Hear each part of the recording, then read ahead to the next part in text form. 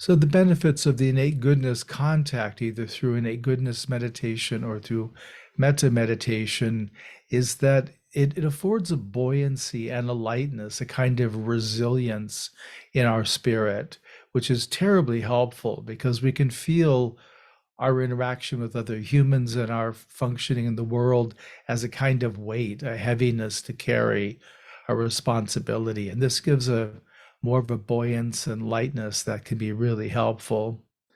The innate goodness meditations, again, both innate goodness and metta, help counteract negative self-talk.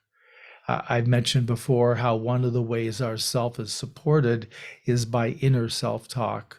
So by that constant narration of likes and dislikes, it's asserting who we are. We're reaffirming, yes, I'm the person that likes those and dislikes these.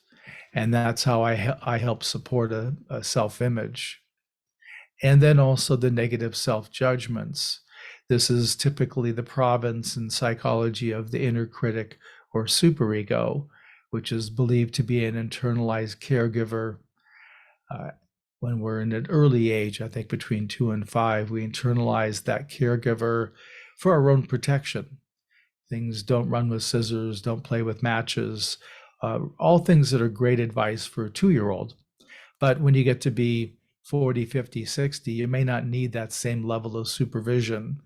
And so this is where the superego doesn't update its picture of us.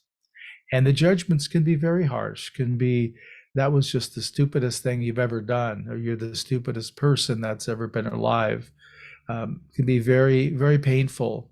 And some superegos aren't always specific with words, but can have a tone of disappointment.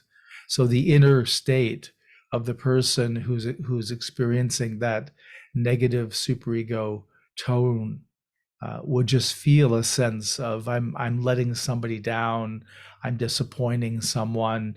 So a kind of contracted feeling. And that's really what the superego's function is to keep us young and small. So we have to learn to work with the superego just the same way we try to slow down and unplug from that ongoing self-talk. We also want to unplug from the negative self-judgments. I was one of those people that also had a positive superego, where of course I'd be criticized when I made mistakes. But when I did things well, I'd get this, this sense internally of nobody could have done it as well as you did. And when I began working with the superego many years ago, I really brought the lens of truth. If what the superego said was true, I would let it land. And if it was not true, I wouldn't. And so things like, you're the best at this, or no one could have done it better, using that lens of truth, really, is there nobody in the world that could have done this better than I did? And of course, I find and see the absurdity of that statement. And so it lets me put down the attachment to the positive superego pronouncements. Same way with the negative as well, is we can look at them. Is it really true? Is this the stupidest thing I've ever done? No, I think I've done stupider things. So we learn to bring it into real time there. And part of that is we have to develop some skill set. And we can use the Brahma Viharas here, where when there's the self-judgment, we can start with upekkha, accepting this is what's happening. And then if we have a negative self-judgment, we can turn towards karuna and feel the suffering that those kinds of comments, how they impact or land with us, the effect of them. And we can give and offer ourselves heartfelt compassion, and then move into metta, just resting in a goodness, resting in the unconditioned love.